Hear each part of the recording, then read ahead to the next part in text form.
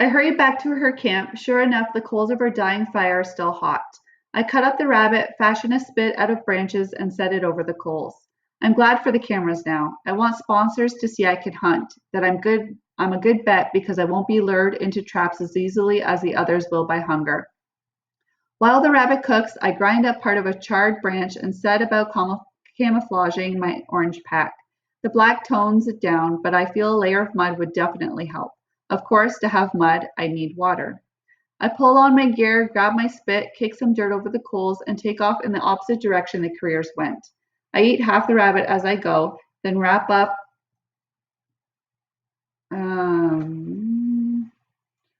the leftovers in my plastic for later. The meat stops the grumbling in my stomach but does little to quench my thirst. Water is my top priority now.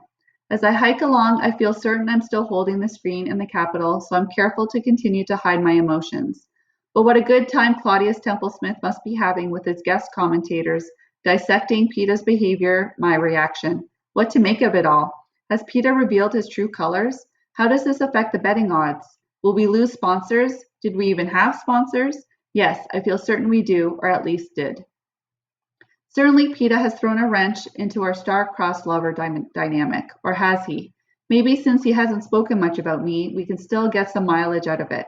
Maybe people will think it's something we plotted together if I seem like it amuses me now. The sun rises in the sky, and even through the canopy, it seems overly bright. I coat my lips in some grease from the rabbit and try to keep from panting, but it's no use.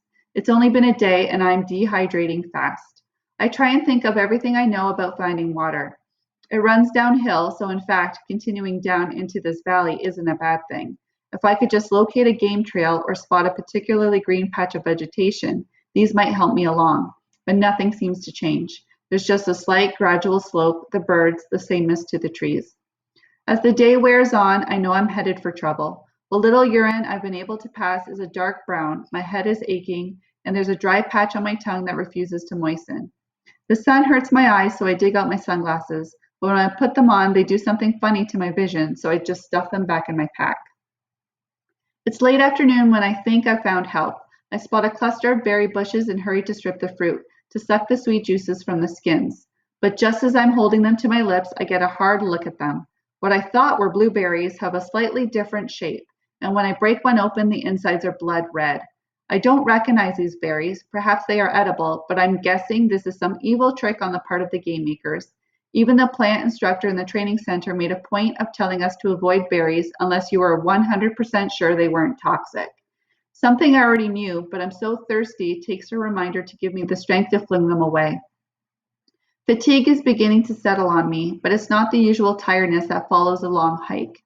I have to stop and rest frequently, although I know the only cure for what ails me requires continued searching. I try a new tactic. Climbing a tree as high as I dare in my shaky state to look for any signs of water, but as far as I can see in any direction, there's the same unrelenting stretch of forest. Determined to go on until nightfall, I walk until I'm stumbling over my own feet. Exhausted, I haul myself up into a tree and belt myself in. I've no appetite, but I suck on a rabbit bone just to give my mouth something to do. Night falls, the anthem plays, and high in the sky I see the picture of the girl, who is apparently from District 8, the one PETA went back to finish off. My fear of the career pack is minor compared to my burning thirst. Besides, they were headed away from me, and by now they too will have to rest.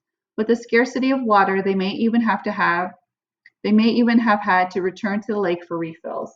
Maybe that is the only course for me as well. Morning brings distress. My head throbs with every beat of my heart. Simple movements send stabs of pain through my joints. I fall rather than jump from the tree. It takes several minutes for me to assemble my gear. Somewhere inside me, I know this is wrong. I should be acting with more caution, moving with more urgency, but my mind seems foggy and forming a plan is hard. I lean back against the trunk of my tree, one finger gingerly stroking the sandpaper surface of my tongue. As I assess my options, how can I get water? Return to the lake. No good. I never make it. Hope for rain. There's not a cloud in the sky. Keep looking. Yes, this is my only chance. But then another thought hits me, and the surge of anger that follows brings me to my senses.